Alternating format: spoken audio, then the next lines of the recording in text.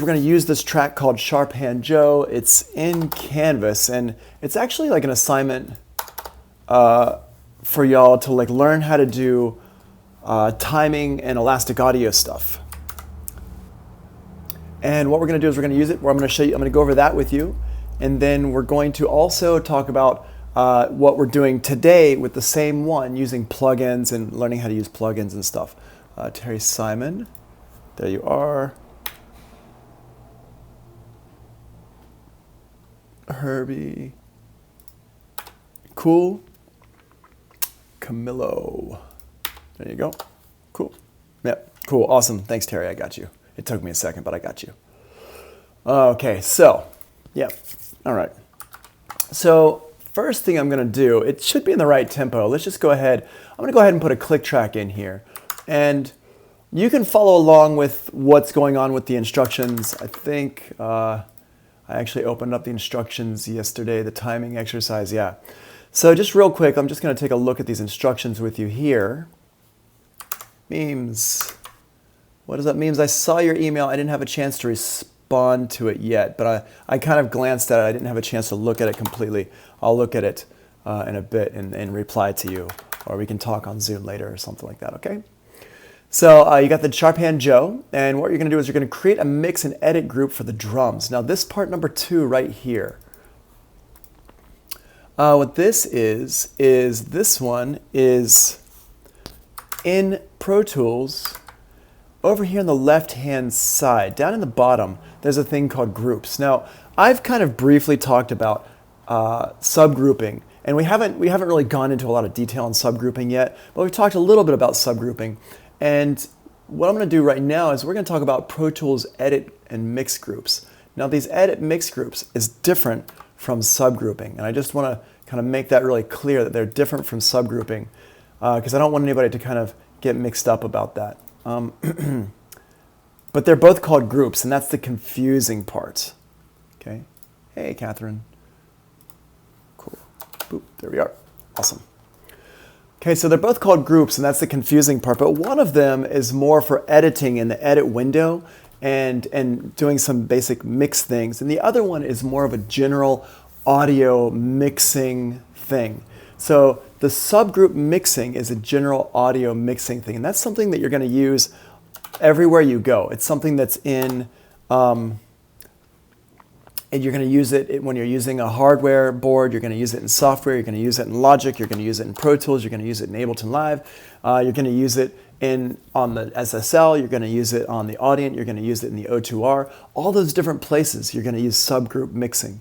But Pro Tools groups is really something more specific to Pro Tools, and it's something that other programs don't actually have access to. So it's a very Pro Tools specific thing, and it's something that's very important for you to kind of understand. So that's what we're going to be talking about today, like right here in the beginning, is these Pro Tools groups. So in here it says create a mix edit group for the drums. So what I'm going to do is all my drums here, these I'm going to just highlight all of them, and I'm going to go and hit Command G. So Command G. And this brings up my groups menu. Now, if you wanna know where it is, it's under here, under, is it under track? Yeah, it's under track, under Command G is group, right here in the top. Group, okay. So you hit that, and it pulls up this group menu. Now, there's a couple things here. One, you're gonna give it a name, drums. Oops, I don't need to be shouting. And then type. You want it to be mix and edit. Usually you're going to make a mix and edit group. There's actually 3 types of groups you can have. You can have an edit group, you can have a mix group, or you can have both, and that's its own separate type. And then over here under globals and all this stuff, you can see here all these things we can link together. And these are all things that we can, basically you can control it by pulling down one fader and it changes all the faders. So that's what our mix and edit, that's what these things are for. And over here you can see it does the volume, it does the mute. We can also make it do the pan, but we don't usually want it to follow the pan. And so the tracks that are in there are right here. We don't need the click track to be in there. These groups, these tracks, all our drum tracks, they should be in there. And then what I do is I go one step further and I go to my ID and I'm going to change this to the first letter that's over here in my name. Now, this is not something you have to do. It's just something that I like to do to stay organized, and we're going to see how it comes up a little bit later. But ID is D for this, and we're going to talk about that in a little bit, why we're doing that.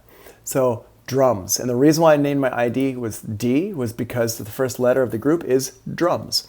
If you have multiple letters of the groups, then you'll just have to find other, like if I had another one that was called distortion or destiny or whatever, other D words, then I would have to have other things besides the letter D for those. But drums, I can't think of how many other D instruments there are. So we hit this, we hit OK. And now down here in the left-hand corner, in my groups window, you can see here's drums. It's a new group. Now you'll see when I click on the mute button for one of them, they all turn on. This is how the groups work. If I adjust the volume level for one of them, they all adjust. See that? All the numbers adjusted right here. If I put it back by holding down Option and clicking the 0, they all adjust back. So I can solo them all, I can mute them all like that. That's how that works. If I go ahead and make a new playlist, if I duplicate the playlist for one of them, it's going to go ahead and duplicate the playlist for all of them. So now they all have extra playlists. So that's our groups in Pro Tools. Now, what you'll notice here is a couple things. One, it's got a D next to it. That's because I put the letter D in for the attributes for the group. Now, if I click this, see how it's highlighted here? It's like kind of like it's got like a gray bar across it. That means it's highlighted. When the highlight is turned off, that means that now they're not grouped together anymore. See? They're just, I can do one at a time. If I turn it back on here like that, now they're all grouped together. And this works in both of my windows. It works in my edit window and it works in my mix window. In my mix window now, if I adjust it, they all move up and down. If I turn it off, I can only move one at a time. Okay, so that's how that works. If I turn them back on and I adjust my pans, you're going to notice that the pans don't move for all of them. That's because I did not turn on my pan grouping. I left my pan grouping off. So that's how that works. So what I'm going to do here is I'm just going to turn them on and I'm going to get a rough mix going. Okay, let me go ahead and put my master fader here. Move my click track over to the left. Cool, okay, so these are not super loud. Let's do this. I'm gonna go ahead and I'm just gonna push the master fader here a bit. Now again, I don't usually do this. What I would normally do in real life is I would just turn up the volume on my, like whatever I'm using, my monitors or my headphones or whatever.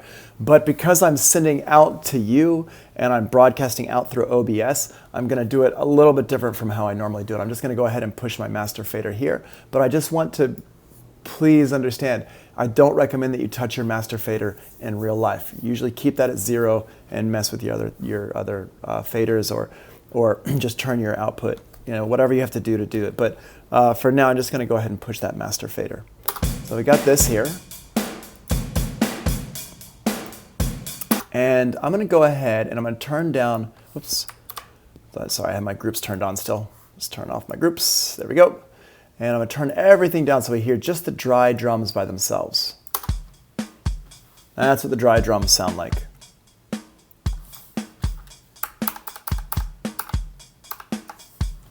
Okay, not too impressive. And you can hear their timing is way off. I'm gonna go ahead and turn this down. Now I'm gonna pull up my overhead. Bring in some of that level. My overhead mono. And you can hear that's kind of a room sound. I'm gonna bring this other one up.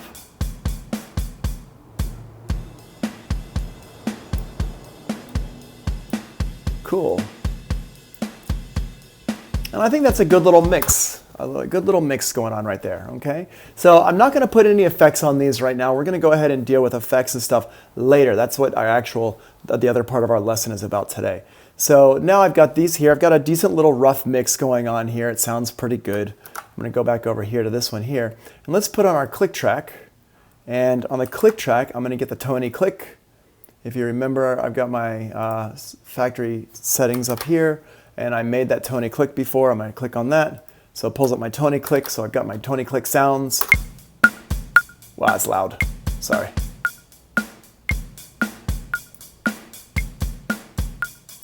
Cool. All right, so that is that. That sounds like it sounds. Doesn't sound great. I'm not a huge fan of how it sounds. As far as like the rhythms of it go. So what we're going to do here is I'm going to put my grid, see my grid over here. I'm going to change it to my bars and beats because we're going to be dealing with bars and beats. And I'm going to just keep it on the quarter note here. And I'm going to go ahead and turn my groups back on. So now I can edit all my drums. So if we go over here, let's drag that over. I'm going to zoom in and we can see if I select it, it selects all my tracks. And that's because the groups, another thing it does is it does your edit window as well. So I've got this here. I'm going to click on this. I'm going to hit Command E to separate all these out. And I'm just going to go ahead and get rid of the first part here. And as a matter of fact, you know what I'll do? I'll go ahead and put it into shuffle mode up here in the left-hand corner, shuffle mode, and I'm going to hit delete. So everything's going to go back to the beginning. It's going to get rid of that space in the beginning, and now I'm going to put it back in grid mode. So now, next thing I'm going to do is I'm going to put a marker here, and I can put a marker in by hitting the Enter key. The Enter key, if you have a keyboard that doesn't have the numeric keypad, you're going to hold down FN, your FN key, your function key. And this is all for Macintosh. I'm sorry, I don't know the shortcut for Windows. But FN key and hit return. And there we go. And I'm going to just call it the top. Okay. Boom. So there we go. Now, I'm going to go ahead and listen to this. Boom. And what I'm going to do is, when I hear some different rhythms or something that changes, I'm going to go ahead and hit that Enter key and put in a marker. Okay. That's still the same rhythms. Nothing's changed.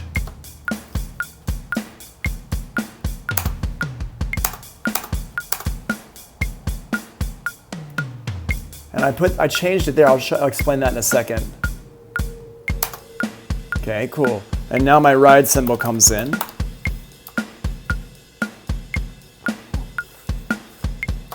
And you can hear how sloppy this drumming is.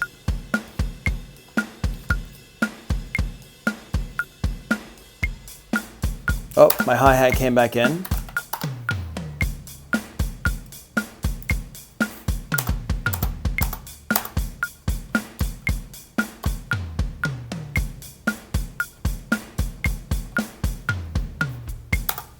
Oh, wait, nothing happening there.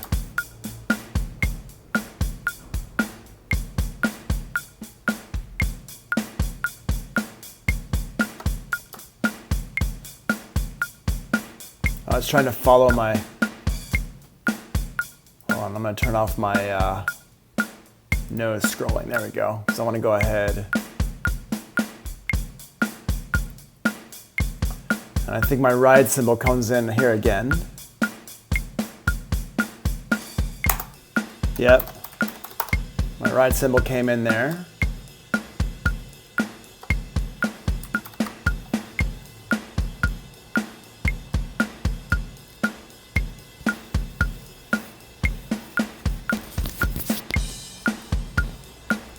Still the ride cymbal. I don't have to hit anything.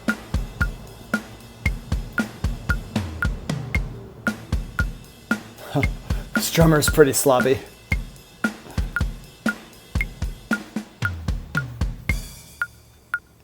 Okay, cool. So that's good there. Now, I just want to go through and explain these markers that I put in here. And I put them in by just hitting the Enter key every time, or like I said, FN return key if you're on if you don't have a numeric keypad. So over here, the beginning part is just the top. It's just the beginning. I'm going to turn off the click. And that's just the beginning of everything. Now this one over here, this one here is actually, I'm going to go ahead and call it triplets 1. And this one here, the reason why I put that marker there is because if we listen to it, it's actually triplets. Now, triplets are anything that's 3 against 2. So normal eighth notes are 1 and 2 and 3 and 4 and 1 and 2 and 3 and 4 and like that. And a triplet is 1 and a 2 and a 3 and a 4 and a 1 and a 2 and a 3 and a 4 and a like that. So instead of 2, 1 and 2 and 3 and 4 and that's 2, right? Instead of having 2, we're going to have 3. 1, 2, 3, 1, 2, 3, 1, 2, 3, 1, 2, 3, and that's a triplet. This is music theory stuff. This is not engineering stuff. But if you know this kind of stuff, it will help you become a better engineer and also just a better musician working better with other musicians as well. So let's listen to these drums here.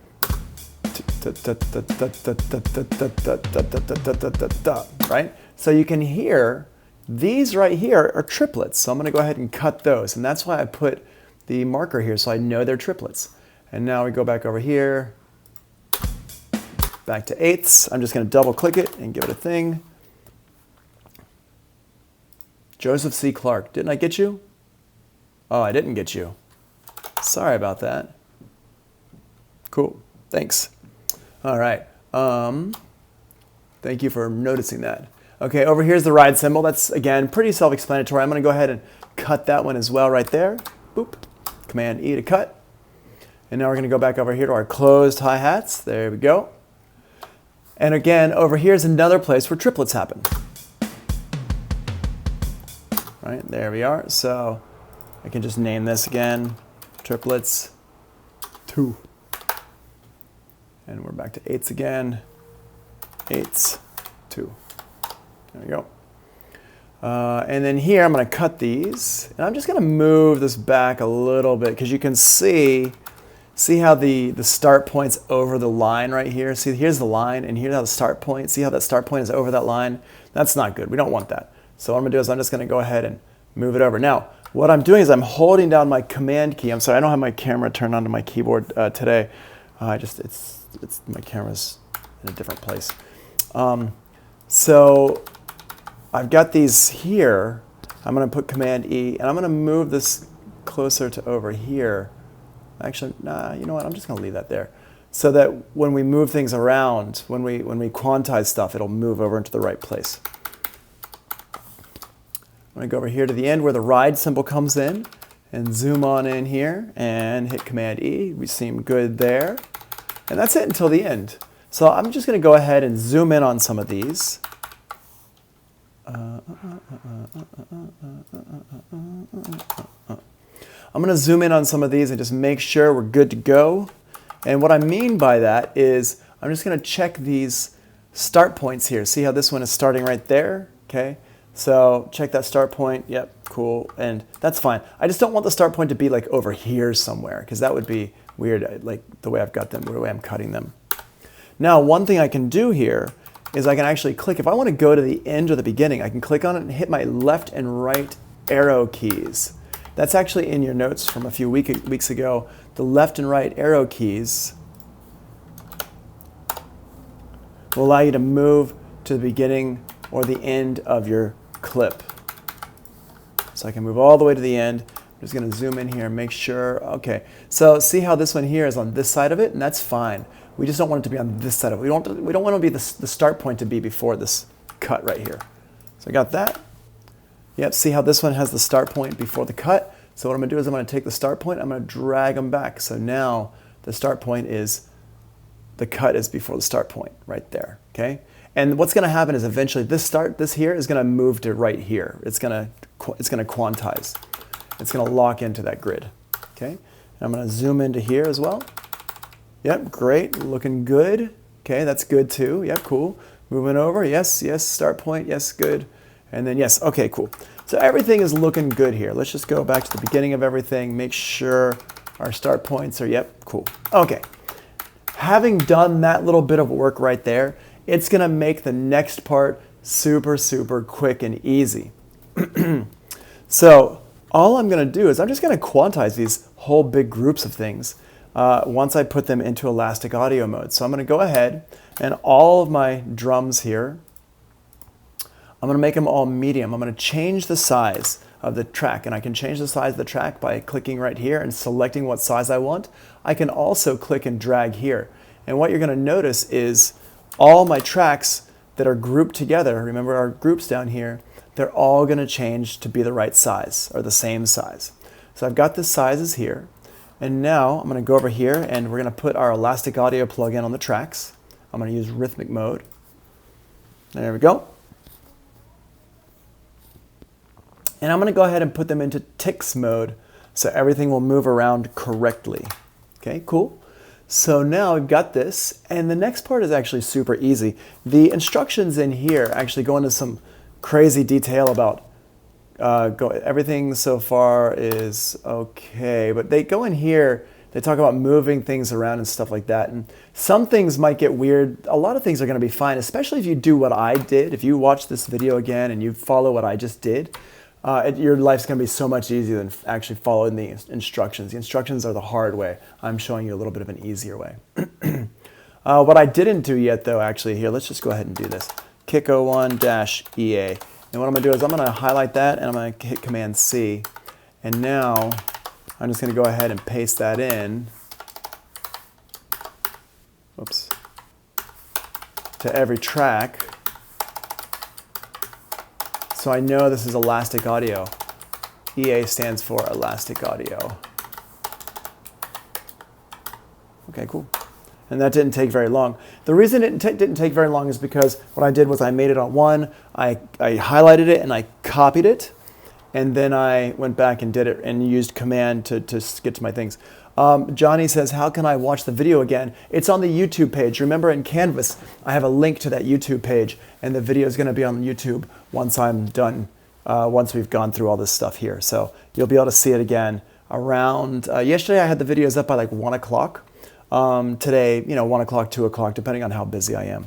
But it'll be up. And it's going to be in 2 sections. So every time we take a break, I basically stop the video, and then I start a new video. So, and the videos are like just as high quality as what you're looking at right now. It's like exactly the same as what you're seeing now. So, okay, so now next thing I'm going to do here is let's go ahead and quantize these bad boys. So we're going to click them, select them, and I'm going to go up here to Event Operations, and we're going to go to Quantize here. Now, this is actually, the quantizing thing is actually when we start talking about MIDI, we're going to get into talking about quantizing and stuff.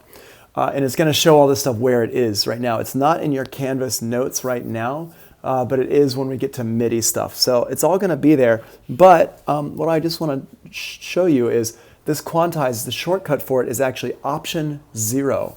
That's your 0 key. So if I hold down hit Option 0, it's going to pull up my quantize settings. And that's how I get to it. I always hit Option 0.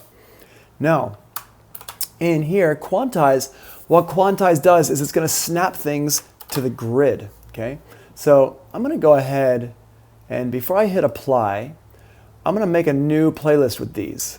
I'm going to duplicate these so they're a playlist so we can go back and forth so we can hear what it sounded like before we quantized it and after it quantized it. I'm not going to go ahead and rename these. I'm just going to have it .01 is going to be quantized, and then no .01 is the original. Okay, and this is what I often do this a lot in Pro Tools. One of the things I love about Pro Tools is the playlist functionality.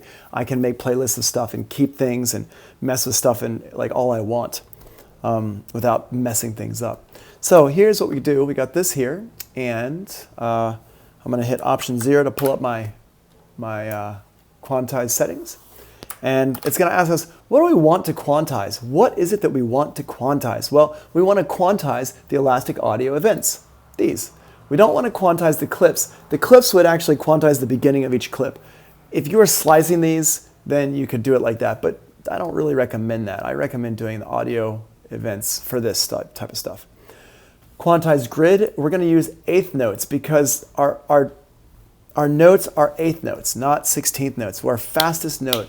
This is what you always want to quantize to, is your fastest note. In this case, it's that's 8th notes. Again, this is music theory stuff. If you are not up on music theory stuff, this SAE doesn't really teach music theory. It's not the school we are. We are a audio engineering school. You do get some music theory in here, but not much. And I would highly recommend, especially if you don't know anything about music theory, that you learn about rhythms. Rhythms are super important. You're gonna, and they're not that hard to learn about, so that's why I recommend learning about rhythms. It's just math, and it's not even hard math. It's just counting to 4, basically. I'm no good at math, and I'm fine with rhythms, except when I dance. Nobody wants to see me dance. Anyway, so we got the quantized grid is set to 8 notes, elastic audio events. Good. Everything else, we can leave it alone. Don't even worry about it. And now what I'm going to do is hit apply. Now, before I hit apply, I just want to pull your attention over here to the left. I want you to keep your eye on these little, note the waveforms here. I'm going to zoom in a little bit on these. Keep your eye on these waveforms because they're going to move around. Watch. Boop. Did you see them? They shifted slightly. Let's do it again. Slow motion. Boop. They shifted slightly. Okay. Now, let's go ahead and my dancing is iffy, my boy. Ha ha ha. So, let's go here. I like the way you guys like to make fun of me so much. It's all right. I make fun of myself, but it's really funny. I think it's only because you guys don't see me in real life. It's the whole internet anonymity thing, right? Just remember, we're not going to have that forever. And also remember, who's in charge of your grades? What? Okay, just kidding. So, let me just make adjusting that. Okay, so now let's listen to it before. And let's do this.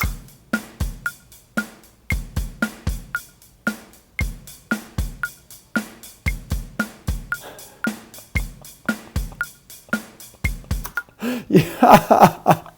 You might got internet muscle. I don't know. I have no idea how much muscle you have in real life. Maybe you have as much muscle as I have dancing skills. All right, so let's listen to this. That's cool. It makes me feel better.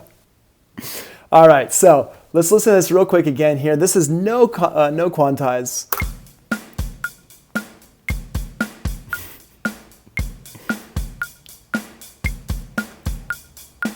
And then here's quantized.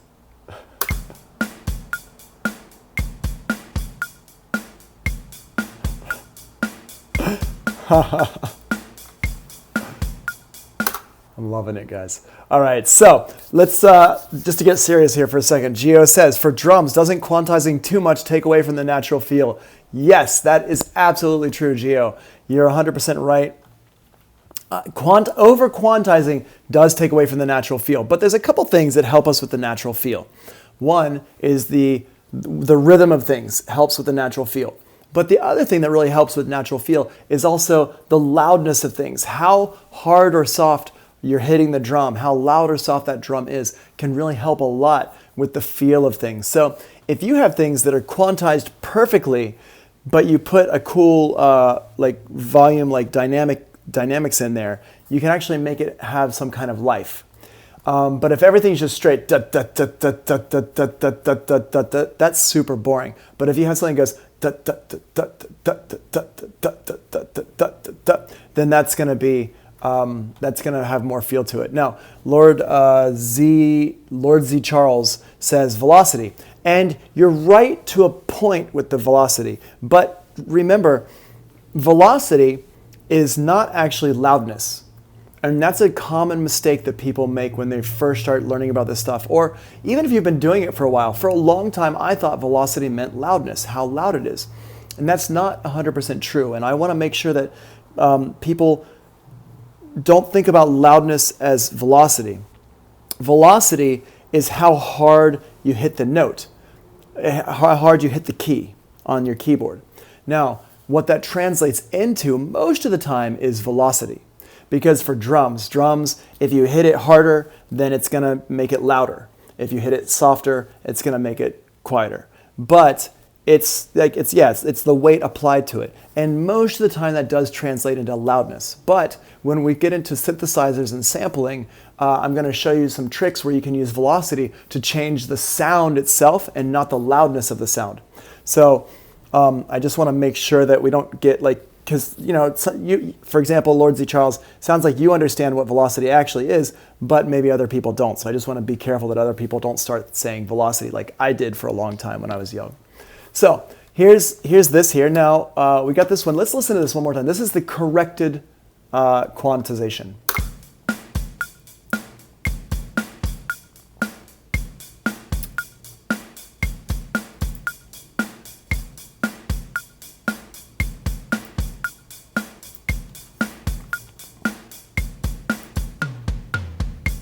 right? And hear how much better that sounds. Now let's go over here to these notes here.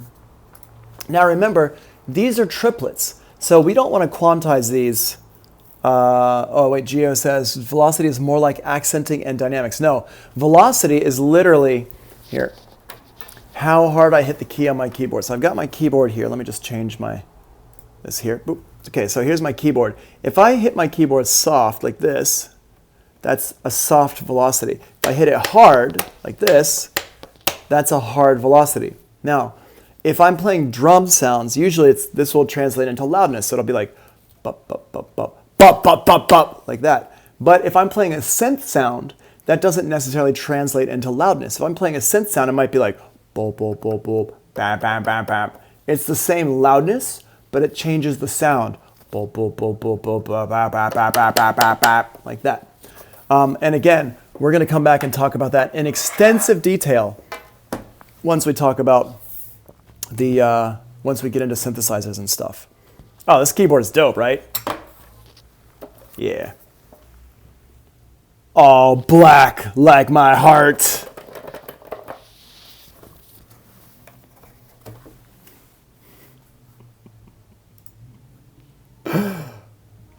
Okay, so Xpul says, can't you quantize 50% and randomly to make it sound natural? So that is something I don't usually do because there's nothing random about human rhythm. Like the amazing drummers, the most amazing drummers aren't playing randomly. They're playing with feel. They have a feel. They have a feel to it. And so I don't like to add randomization in there. Randomization means sloppy, and I don't want to have a sloppy drummer playing for me. So I'm not a huge fan of randomizing stuff. Let's see here. I'm not a huge fan of randomizing stuff, but there is a thing called groove. And so what I do is I always randomize 100%, but then I put a groove into it. And the groove is, in Pro Tools, their grooves are in different places for different DAWs. But in Pro Tools, the groove is down here, Cubase, Logic, MPC, these different types of grooves. I'm not going to use it today, but this is where your grooves are. So you could actually change the feel of stuff by adding a groove into it. And that's what I prefer to do because then it has like a nice feel to it, but it's not sloppy. And I don't want it to be sloppy. These drums here are completely sloppy. They're actually sloppy on purpose for this particular lesson. So I don't want to keep that sloppiness. I want to get rid of that sloppiness. But you're right. You don't want to necessarily keep the quantize be 100% unless you're making just like straight up techno. But the groove is something you would apply into it later. The grooves just adjust the feel of stuff, the quantizing stuff. All right, so we're gonna go here, and these are my triplets. So if I take these triplets here, let's just listen to this real quick. Right here, I'm gonna go ahead and do the whole bar here. Right now, if I quantize this to the eighth notes, it's not eighth notes, it's actually triplets. So if I quantize to the eighth notes, it's gonna sound weird. Let me just show you. So I hit apply, and it moves thing a lot. So now listen to it. Right, that doesn't sound good at all. So I'm gonna undo that, and I'm gonna click tuplet, this one right here. Boop. Now let's listen to it. Hold on, let me apply it first. There we go.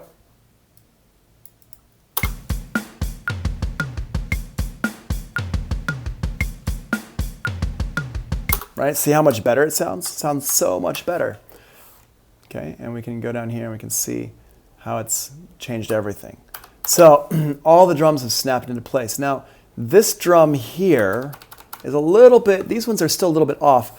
And the reason why they're a little bit off is because of the elastic audio stuff. So I'm gonna show you how to change that, but we're gonna come back and change that. First, we're gonna go through and fix all the drums in the entire song. Okay, so now, go up here, and these are back to my eighth notes. See, I marked it as eighths. So I'm just gonna go in here and hit There you go. Tuplet, turn that off. So now it's just regular eighth notes and hit apply. Boop. Now, whoops.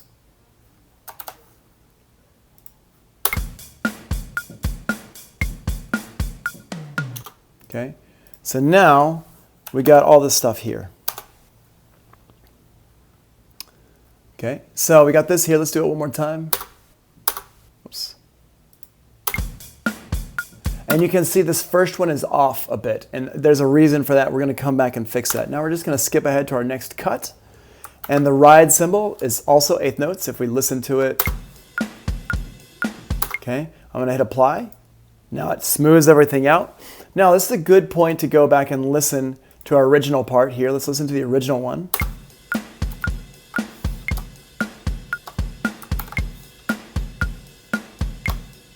Right, and now let's listen to the one we just fixed.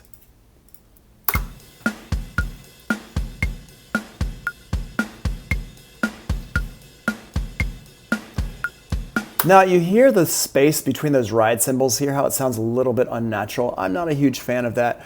I think we're fixing things in small enough amounts that actually not using rhythmic mode, I would use polyphonic mode for this. Let's listen to it in polyphonic mode just to hear if it's more smooth sounding.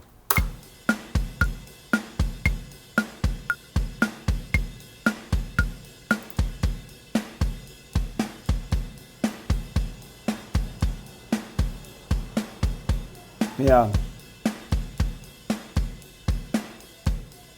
Cool. Yep, that sounds much better. Okay. I'm going to go over here, and again, we're going to hit quantize like that. There we go. Let's listen.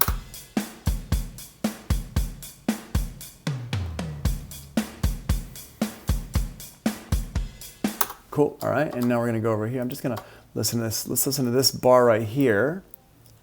Okay, and yeah, I think it sounds a lot better, right? And I'm going to put the triplets on to this part right here. Triplets, hit apply, boop. Let's listen to the whole one bar.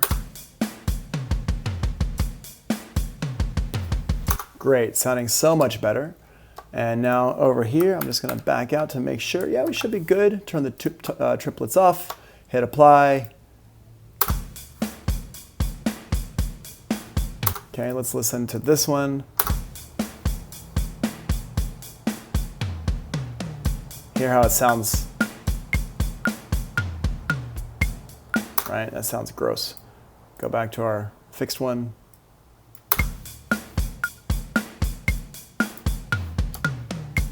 Cool. And then back in our ride cymbal at the end, eighth notes, blam.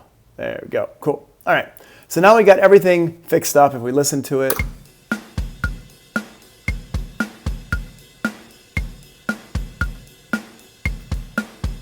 sounds pretty good. Now, what I want to do though is I want to go through and fix these bits here that are like this one here. This one's not on the beginning. If we listen to this, wait, no, this one down here is where we want, it's going to start here, the toms. Johan says, I don't understand why the triplets was turned on and off. Is it because it was applied? So the reason why I turned off the, here, it's called, let's just see. Yeah, the tuplets. The reason why you turn the tuplets on and off is because when when there's a triplet section, you have to turn the tuplets on. And when it's a triplet, when it's an eighth note section, you have to turn the triplets off. Okay? So basically, it's like when it's like da da da da da da da da 1 and 2 and 3 and 4 and you turn off the tuplets and you apply the quantize. But when it's like bup bup bup bup bup bup bup bup bup bup bup bup, that's a different rhythm. So you have to turn the triplets on for that part, or else it's going to sound super super weird. Okay. So what I recommend is try it. Turn the triplets on, turn them off, apply the quantize. You can always hit Command Z to undo and listen to it for yourself and try it yourself. That's what I highly recommend. And you'll get a feel for which one sounds better, which one works, which one doesn't work. Okay? So now what we're going to do is I'm going to go over here and I'm going to go to the waveform and I'm going to change this to analysis mode and we should be good. Yeah, it's good. I'm going to put this into warp mode and now we're going to warp these correctly. So what I'm going to do here is I'm going to go ahead and I'm going to turn off my grid. I'm going to put it into shuffle mode here. not shuffle mode, sorry, slip mode. Whoa, that was weird. And I'm gonna go ahead and drag my clip back like this. I'm gonna put it in warp mode here. And you see how this here, see this one right here? This is the warp, and that's not right at all. That's like super, super off. So I'm gonna go ahead and get rid of that for all of them. And I'm gonna grab this one here. I'm gonna put a warp marker there by double clicking, and I'm just gonna drag it back like this. And now it should be good, or at least better than it was. Yeah, I'm gonna drag the waveform back. So now if we listen to it with our metronome on, wait, here we are. I'm gonna go ahead and I'm just gonna loop this one bar.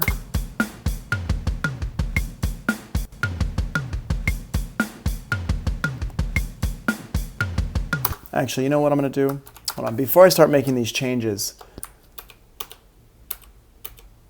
I'm gonna go ahead and make another copy of this. I'm gonna duplicate this playlist again to 02 so we can hear before and after I started changing these warp markers, just so you can really see the difference. So now I've made it, so number 2 is the more further edits. So I'm gonna go ahead and get rid of these. I'm gonna put a warp marker in here. I'm gonna drag it to the left here, and I'm gonna go ahead and pull this one back like that. And you can see like they're a little bit off. It doesn't really matter if they're like a little tiny bit off here, like this one's a little bit off. So what I might do is, whoops, hold on, put this in slip mode. I'm gonna turn off my groups. I'm just gonna get rid of this one here and, whoops, and move that like that. So it should be okay now. Yeah, so we're going to listen to it and make sure it's okay. That's going to make these tracks be off a little bit, which I'm not a huge fan of. Let's just go ahead and keep these how they were. And we're going to listen to it and see how we can see how it sounds without making that change. I'm just going to highlight that, turn that off, put it back in slip mode. Now let's listen.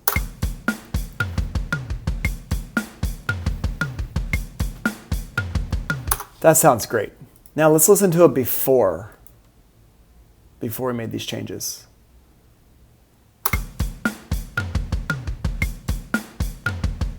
Hear how that changed the sound, right? And if we listen to the original one, oh wait, sorry, I'm just changing the one. Sorry, hold on a second. There we go. Let's make this here. Let's listen to this one here. Here it's a little bit off, it's a little bit late. And if we listen to the very original one,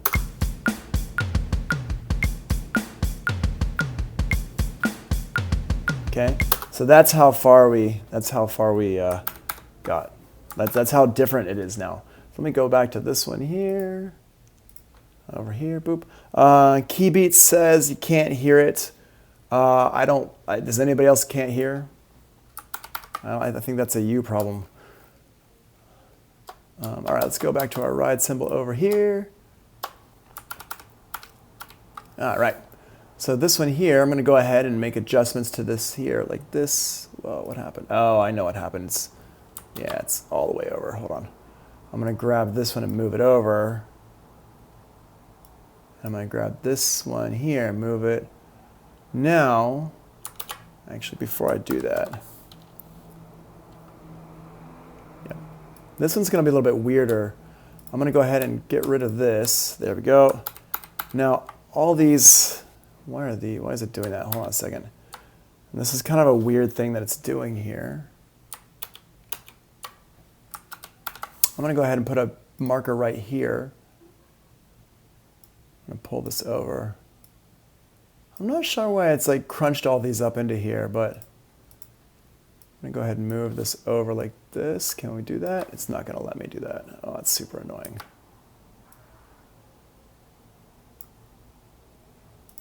Here, let's get rid of that one there.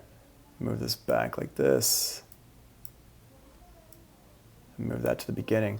And what I'm doing is I'm just trying to kind of get rid of these here. So I'm not sure why it's doing that. That's super duper annoying though. Let's go ahead and put waveform back in. And this is the type of stuff, like you're gonna have to wrestle with this stuff sometimes. And what I'm gonna do is I'm just gonna put a cut here, and I'm gonna delete this part here. And now we should be smooth, it should be good. Like that.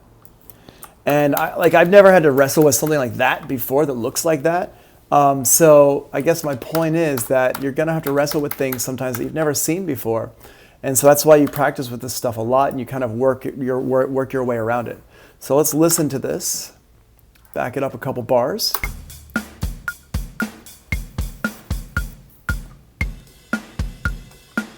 That sounds good. Let's listen to it how it was before. This is after I quantize stuff, but before I fix that downbeat.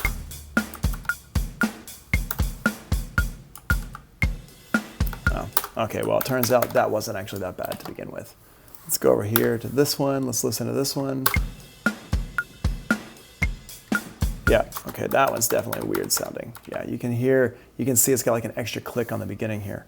So I'm gonna go ahead and get rid of that. Yeah, oops, wait, let's do it in E2.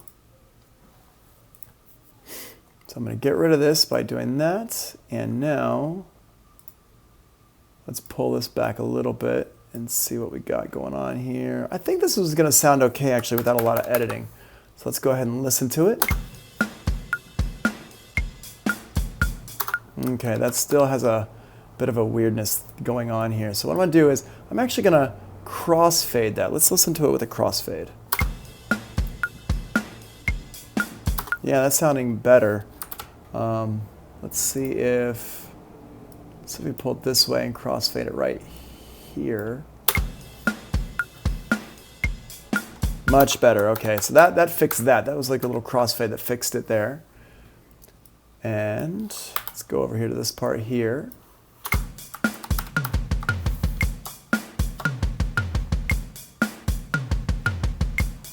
Okay, that sounds good. But you hear this one's actually off a little bit. I don't really like that one being off like that. So I'm going to go ahead and let's see what we can do about this. Okay, so what happened is these are not on here. For some reason, the stereo one is off a little bit from these overhead ones. And I'm not really sure why that's happening, but what I'm going to do is I'm going to go ahead and turn the group off on that, and I'm going to grab my kick drum here. I'm just going to move it over like that. So now let's listen and hear if it sounds too bad. I'm just going to put it back. Yeah, actually that doesn't sound great because it's like now it's like off from the microphone settings. So I'm just going to undo. There we go. Okay.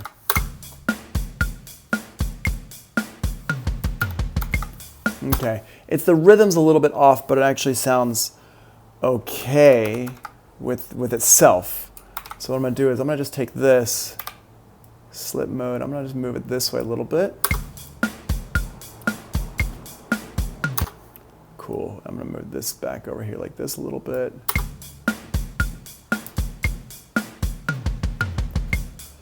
Cool. Awesome. Okay, now I want you to notice what I'm doing here is this warp marker is actually not on this transient over here, but that's actually, it's okay-ish. It's not optimal. It's not my favorite thing in the world, but it works. And what's ultimately important is how does this stuff sound? Not how does it look, how does it sound? And if it sounds fine, go with it, okay? Because that's ultimately what we're looking for. We're looking for a good sound. Your audience isn't going to be looking at the waveforms. They're going to be listening to it. So let's listen to it again. And actually, before I continue, I just want to point out about that part. A lot of engineers, they recommend that when you listen to your music, you turn your monitor off so you're not watching it on the screen.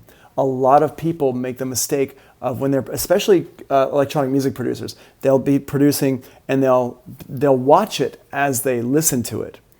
And that's not, you don't want to do that. You want to make sure that you stop watching it when you're listening. You look somewhere else. You turn your monitor off. I like to turn my monitor off. When I'm playing my music for people, if they're in my studio, I turn my monitor off and I don't let them listen. I don't let them watch it because then you're going to see, oh, something's coming, and you're going to be projecting your desires and thoughts.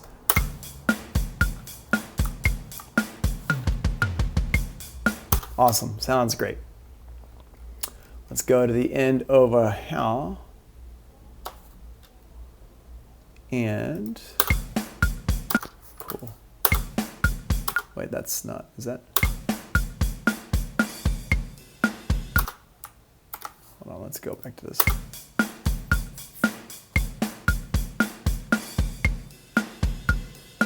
All right, that sounds good. I don't even need to change anything there. So we fixed the little bits that we needed to fix, put it back in waveform, and now we are good. I'm gonna just make it so we can see everything. So that's pretty much it for that lesson there. Not lesson. That where is it? This one. Here, the timing correction exercise, and that was in last week's module. Yeah, that's smart. Yep. Yeah, thanks. I think so. I mean, I didn't make it myself. I read it somewhere, and I was like, oh, yeah, it's such a good idea, right? It makes sense. So there we go. Cool. So we got all these like parts. It should sound pretty good. If we listen to it, it's going to sound really nice and good. I'm going to go ahead and save as. I'm going to do a save as here. It's a Command Control S, and I'm going to call this one TG-Sharp Hand Joe Elastic Audio. Boop, like that. Cool. So now I know what it is. And if you're turning this in for your assignment, what you're going to do is you're going to put this into warp mode here so I can see that you've done the warping, and you're going to take a screenshot of this like this, something like that. And now I can look at it, and so your screenshot would look something like this here. And I can see that you've done it. And there you go. Cool. So that's that.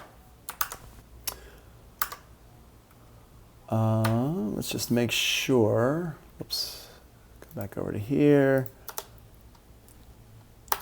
Cool. Yeah, and it basically just kind of talks about all that. Now, at the end it says, when you're editing, perform a basic mix of the drums, adjust volumes and pans, apply signal processing as desired and necessary, and brus compression as desired and necessary. Okay, so we're going to talk about that stuff right there, but that's actually today's lesson, and that's actually for our next assignment, is to do that stuff. So you don't have to do it for that one. Just go ahead and adjust the timing for that one. That's still about timing and stuff like that, and then you would turn that in. And just one more time, just to make sure that we all are aware of where that lives. It's in Canvas. Over here. Remember modules. This is how I like to do stuff. Modules week 1. So the timing exercise was this one right here. Timing exercise. I have it due on Thursday. Yeah. Cool. So that's when that one is due. Oh, actually, you know what? Let me change that to May 8th. I put the other ones due May 8th. So there's no real reason to make that one due on a different day, right? That's weird. Stop being a weirdo, Tony. Let's do this. May 8th. Boop. Cool. All right.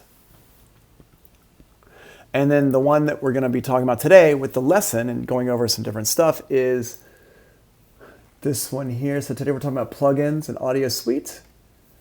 And the plugins exercise here. So this plugins exercise, going to assign it to you. Here it is. And it says, today you will practice inserting, editing, and loading presets into plugins in Pro Tools. Open the Sharp Hand Joe session you've been working with and insert plugins on the tracks as shown in class. You should also have a few send effects like we talked about yesterday. So let me just go ahead and assign this to you. And I'm going to make this one due after the weekend. So we'll make it due like on Sunday night.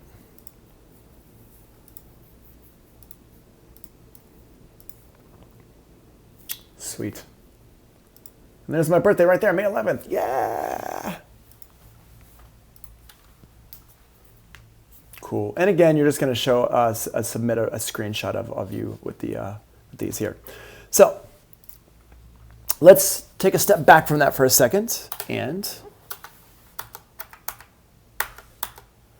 let's talk about our busing secrets here real quick, okay? So we're not going to talk about the inserts yet. We're going to talk about some stuff to go with what we did yesterday, okay? This is following up on yesterday's lesson. And so let's go in here, and we've got our drums. All these are just drums, right? So what I'm going to do is I'm going to go ahead and make, we're going to go ahead and turn off this click track. I'm going to right click it and go hide and make inactive because I don't need that click anymore. The sound, the rhythms are good. We're happy with our rhythms. What I'm going to do is I'm going to go ahead and Command Shift in, and I'm going to make two new stereo aux tracks. So 2 new stereo aux tracks. Hit enter, and now they show up here. And one of them I'm going to name reverb drums, and the other one I'm going to name echo, or let's call it delay. Delay drums, like that. Oop. Not delayed dirt, delay drums. Cool. And again, you'll notice that when I'm naming stuff, I always name with abbreviations. And the reason why I name with abbreviations is so that it fits in Pro Tools and it just fits on the screen, so I don't have to like do any kind of editing and moving things around or anything like that. So that's why I always use abbreviations like this. Our mix should be pretty good. We should be happy with the mix. So now what I'm going to do is I'm going to go ahead and assign my inputs here to buses. We talked about buses yesterday. Remember the cheesecake? So we're going to go here to go to buses, and we're going to say the reverb is going to be bus 1 and 2, and my echo, my delay is going to be bus 3 and 4. Okay? The only reason I use those 2 buses is because they're not already being used. And you can see any bus that's already being used is orange or yellow or whatever color you want to call that. So bus 3 and 4 is being used. I know it's being used by the delay because I just set it up to be used by the delay. But here we go, boom. Now, one thing, if you ever need more buses, you can go here to Setup I/O, right here, Setup I/O.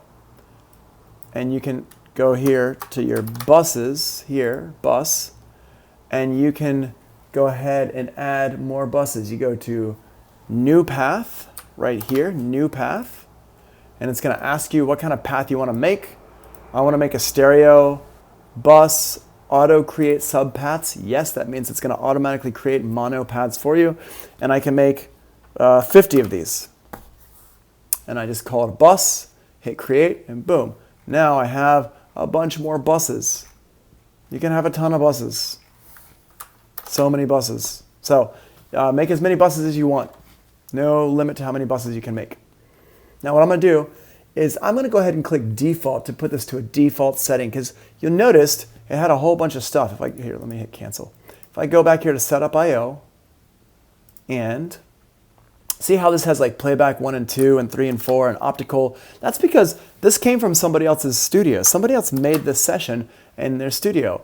So I don't have all these parts. So what I'm going to do is I'm going to click default, and what it's going to do is it's going to set it up for my setup that I have running right now. So I hit default, boom. I'm going to go to my input. There's no inputs. I don't have any. Oh yeah, I don't have any inputs. And default, external, yeah, that's fine. Okay. And then bus and hit default here, and you saw how it just changed everything around. So now I can hit OK, and now it's not going to have a whole bunch of wacky stuff in my Pro Tools session that's like not what I'm used to. All right, so I've got my drum reverb and my delay, my drum reverb and my drum delay here. That's set for bus 1 and 2. Let's listen to my snare drum here. Remember, solo safe, hold down Command and click the solo button. I'm going to turn off my group, my Pro Tools group over here, so I can listen to just this snare drum. Cool, okay, so I got that. Let's go ahead and send that to a reverb here. So I'm going to go ahead and put a reverb on this one here. And deverb, I'm going to put a plate. Go. Let's put a small plate. And I'm going to go over here to my send, and I'm going to say, go to my bus number 1 and 2 because that's my reverb. Now my little fader pops up here. Remember, this is my send amount, so if I turn this up, watch what happens, or listen to what happens.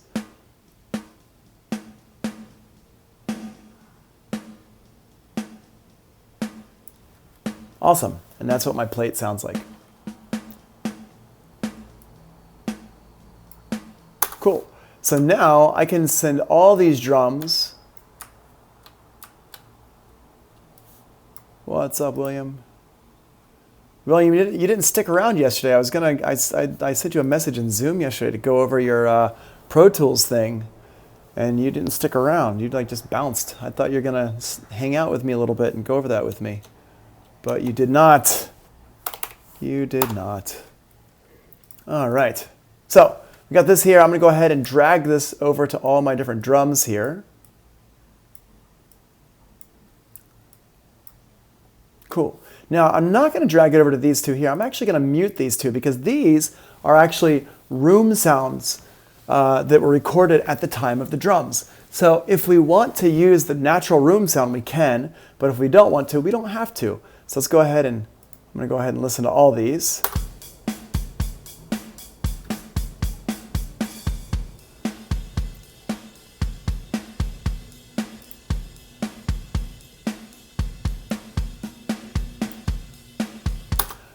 No, you're good, William. I just, we can work on it today. I just want to help you out. I mean, I'm going to be there anyway, so.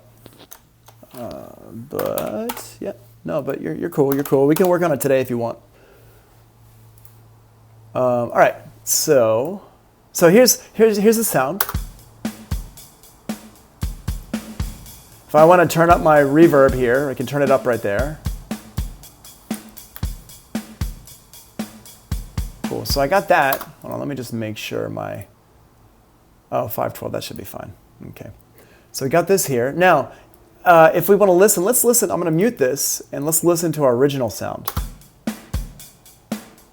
So that's what one reverb sounds like, and here's what my other reverb sounds like.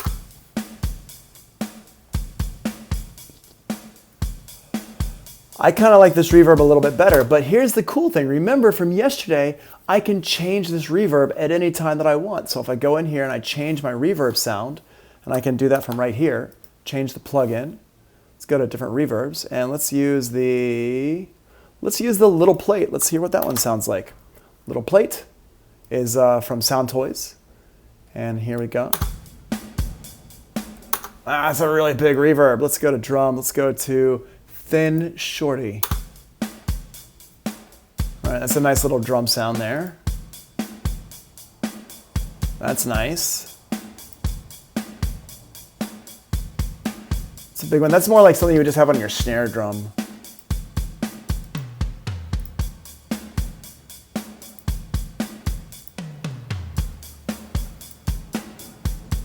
Huh. All these different sounds on here. Let's go to a perfect plate. Let's see what that sounds like.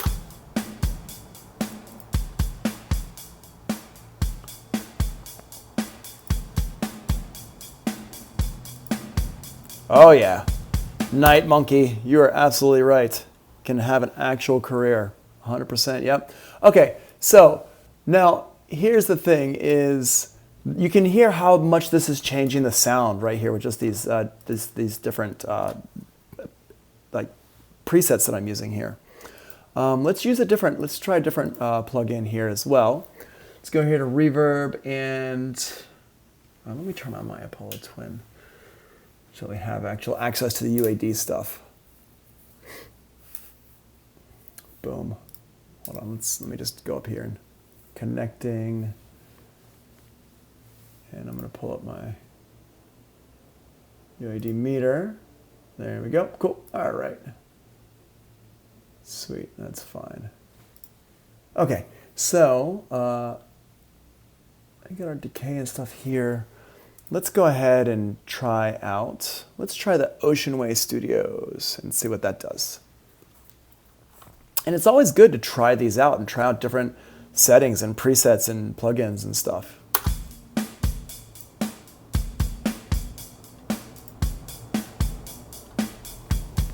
I'm going to make sure the dry wet set to 100%. Yep, wet solo is a UAD thing. And here's a ton of different presets in here. Drums.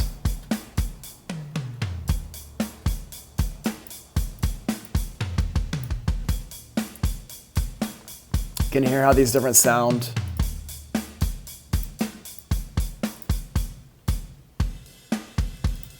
Now, Ocean Way Studios, if you don't know, Ocean Way Studios is actually really famous for the sound of the room for drums. I mean, it's a famous studio anyway, but it's a really famous studio for the sound of the room for drums. Let's see here. Ashton says, is it possible to teach us how to use the Avid plugins? Well, that's the one I did use in the beginning. I mean, so a couple things. One, we do have a whole lesson on using plugins in Avid, just we haven't gotten there yet. And two, using the plugins in Avid is not really different from using these other plugins. All I'm doing is going through the presets. I'm just showing you a variety of things. But the Deverb is an Avid plugin. So I am showing you how to do that. I'm just showing you extra stuff also. So I'm just trying to show you a nice variety of things. Okay? But the Avid one is the one I was using in the beginning. That's this Deverb right here. So to answer your question, yes, I've already been doing it. Okay, and anything that looks like this is an Avid plugin. That looks like this kind of gray area here.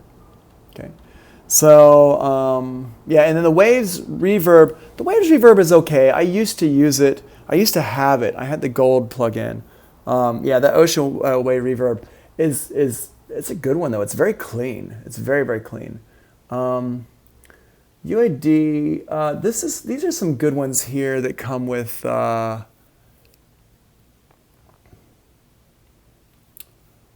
the R verb, yeah, the R stuff, yeah. These ones come with the Native Instruments stuff if you have the Native Instruments stuff. These are lexicon emulations, and these are good too. Let's go in here to small. Here's one for drums for this one. It's a little bit much, but I can turn it down.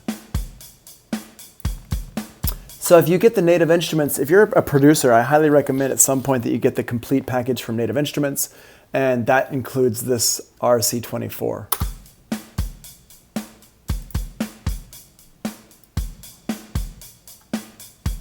Which in turn is a emulation, it's a recreation of the lexicon. And the lexicon, you can get a lexicon, like official lexicon one from Lexicon. I think they still make it. I don't know, actually they may have discontinued it. But the UAD lexicon here, the 224, is also pretty amazing. You can see they look kind of similar-ish. So do the plugins automatically go into Pro Tools after you install them, or do you have to adjust some settings? They should automatically go into Pro Tools after you install them. You just got to make sure you go up here to the inserts up here, and then they should show up over here. Yeah. And if you're talking about third-party plugins, as long as you install the AAX version of it, remember we talked about in one of the lessons last week, we talked about all the different types of plugins. As long as you install the AAX version, it will automatically go into Pro Tools. So all this Native Instrument stuff and everything, you just have to make sure you install all the different versions of it. And usually for Mac, it's 3. It's Audio Units, VST, and AAX. So let's go ahead, and I'm just looking here for drum crunch room.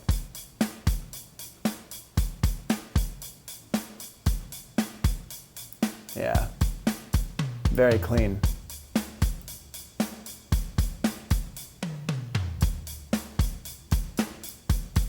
There's just something about this UAD lexicon that just sounds so good. I mean, the UAD plugins just sound amazing.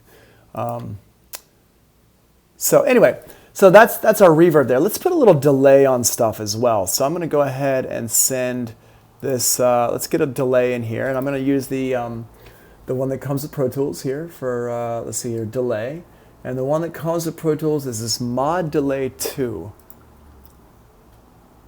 And actually, I have the Air plugins as well. I'll install them. I'll set them to install during the break so I can show you those. Those also come for free with Pro Tools as well.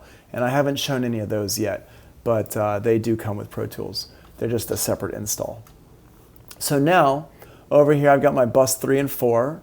So I'm going to go ahead and send my snare. Let's start with the snare drum and send that. Well, actually, hold on, let's listen to this. Actually, I'll start with my hi-hat and send that to bus 3 and 4.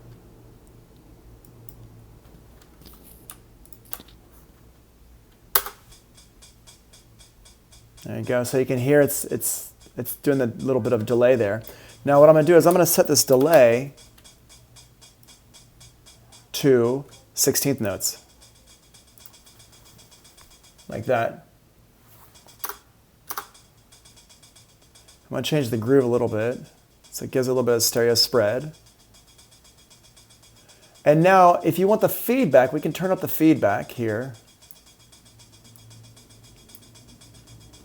And we can also put a low pass filter on it.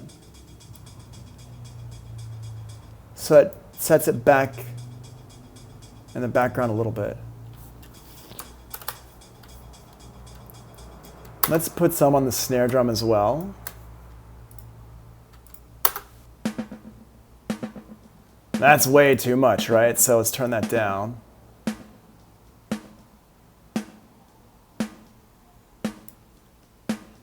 What was the name of the plugin pack by Native said we should get?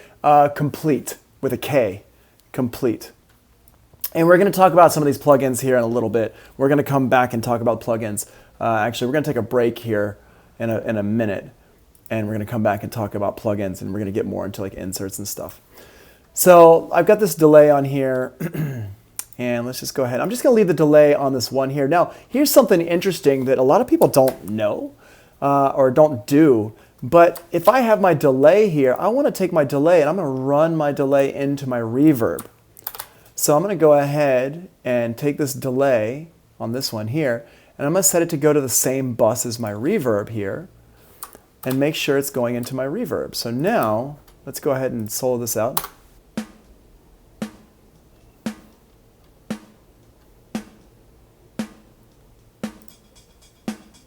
And now, my delay has the reverb here.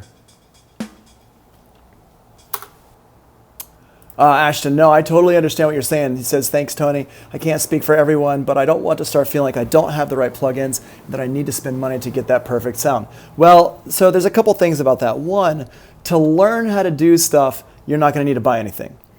But, you're definitely going to need to get certain plugins to get that quote-unquote perfect sound. You're not going to need to get everything. But if there's a certain, like if you want that lexicon sound, you're going to need to get a lexicon. You can't recreate it with Deverb. There's just no way. There are ways to get a really good sound though, and it really depends on how picky you want to be and how choosy you want to be. But it is important to understand that you can go so far with just the plugins that come with Pro Tools or Logic or Ableton Live or whatever, but at a certain point you are going to have to start exploring the world outside of it. I'm not saying you have to spend thousands of dollars though. If like for example, if you wanted to get a real lexicon reverb, you would have to spend, what do they cost? Like the really the high-end ones that we're talking about, the plugins here, the actual physical lexicon plugins cost like $25,000 or some crazy amount of money, like a car, right? But the plugins only cost like $200 or $300. And you can use the plugin, multiple instances of that plugin. The complete package, the reason why I say the complete package is so good is because it comes with a lot of stuff, including those lexicon emulations.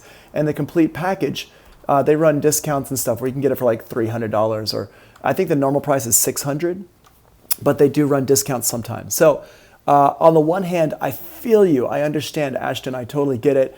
But on the other hand, you are going to have to spend some money to get to if you want to get that kind of, if you have a sound in your head, it's like if you want the sound of a Moog synthesizer, you can either buy a Moog plugin emulation, which costs like, $200, so you're going to have to spend some money, or you can get an actual Moog synthesizer, and those range from anywhere from $600 up to $3,000. So just depends on how much, But I'm a big believer in you don't need to spend a lot of money, but you do have to spend some money. With Rverb, I spend time and make some of my own presets. Yeah, that's you really, yeah. And then spending time to learn how to use the gear that you've got and tweaking them and messing with them. And also, don't forget, we can also put, I'm going to show you all sorts of tricks. Don't worry. I got you. Just have some patience, and we're going to cover all the cool stuff, including how to make the sounds with what you've got. Okay, so we have this here. Let's go ahead and listen to it with everything.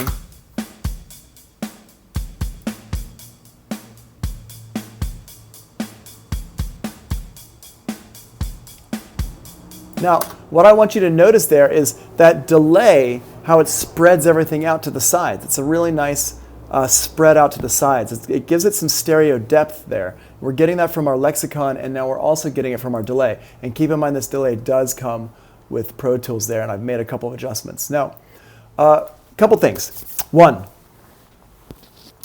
in here in the notes, we name the track drum group, and then a couple things. I didn't really do this. I did it a different way, where I actually made my aux track and I set the buses up. And these buses are just numbers, which is, it doesn't show us anything. So here's what we're going to do. We're going to actually rename these bus numbers so that they actually correspond to these tracks. And this is a really important thing to do because you don't want to keep your buses named 1, 2, 3, 4, 5, 6. That's not organized at all. It doesn't tell us anything. So what I'm going to do is I'm going to right click on bus 1 and 2 because I know it's for my reverb. I right click on it. Oops. And I go to here to rename. And I click on rename and it pulls up my name menu.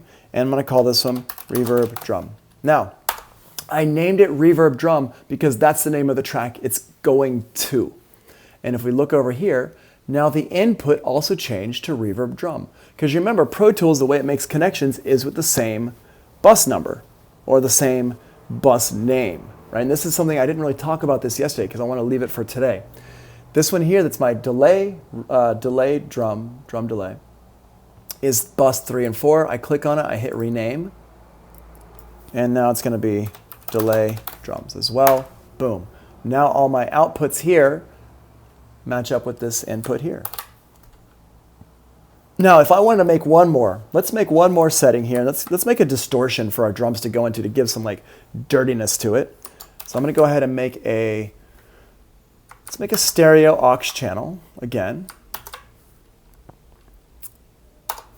And I'm going to name this one distortion drums.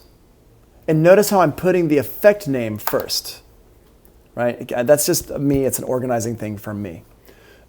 That way I can look at it and be like, this is a reverb. What's it for? It's for drums. This is a distortion. What's it for? It's for drums.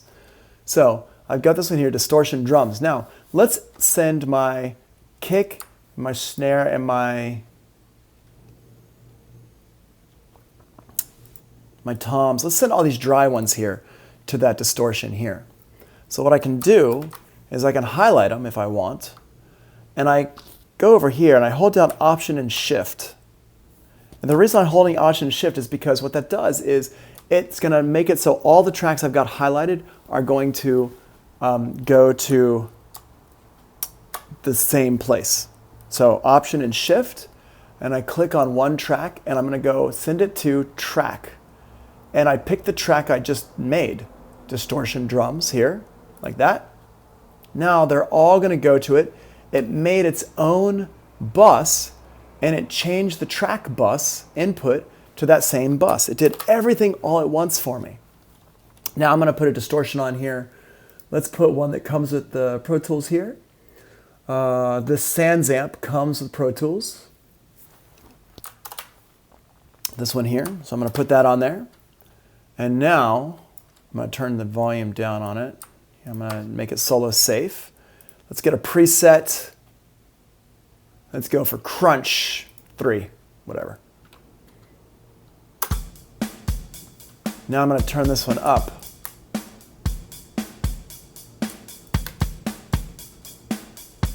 And actually, I'm going to copy and paste these over because otherwise I have to open them all up.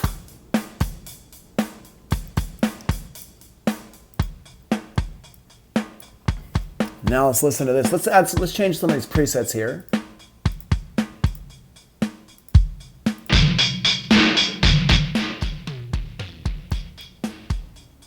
Right? And so I just put that one on because it's a really present one. We can hear it a lot.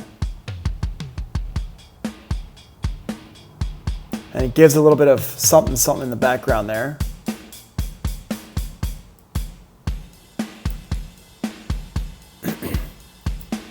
And you hear how you pull it up in the mix, and I'm going to send it over to my drum reverb as well, so I can hold down Option and drag this over here.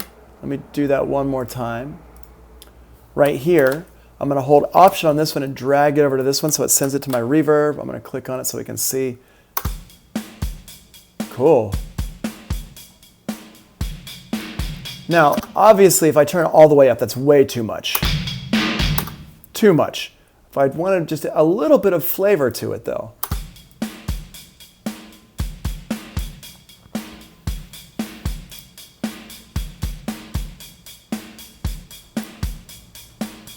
Nice, that sounds good. Now, I want that sound to be a little bit spread out, so what I'm going to do in the stereo field, it sounds really cool as an effect. I totally agree. I want it to be down in the mix. I don't want it to be super up in the mix. Okay, so what I'm going to do is I'm going to go over here to this one, and I'm going to go to my, the one we've been looking at, we've been talking about it before, is the, where is it? It's in under micro shift, right? The one that comes with the Sound Toys stuff. I'm going to pull this in, and I'm going to put my focus up so it's right in the middle here. Now, hear how wide that sounds, how nice that sounds.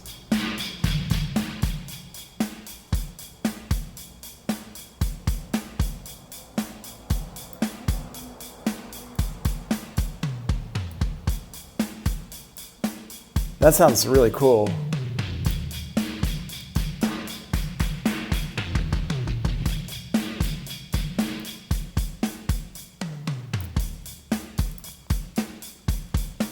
And you want to pull it up into the mix so you barely hear it. You don't want it to take over the mix.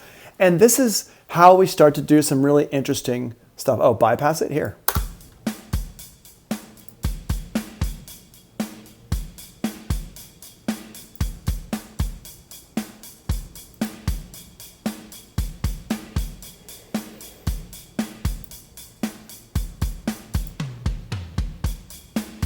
You want it to be very, very subtle, because we don't want the whole mix to sound like it's an industrial band. I mean, unless you want it to sound like an industrial band.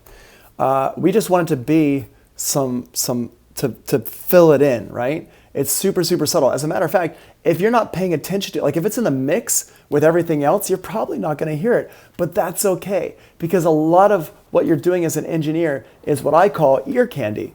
It's stuff that it just makes it sound nice.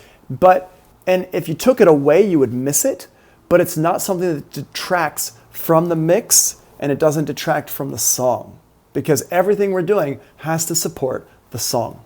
All right, on that note, what we're going to do is we're going to take a break, and we're going to come back, and I'm going to show you one more shortcut for sending stuff, and then we're going to talk about effects and inserts and stuff like that. We're going to get deeper into plugins, okay? Cool, let's take a break. Let's be back in 15 minutes, so at 11:15. All right, there you go, break time. Thanks, I'll see you in a few.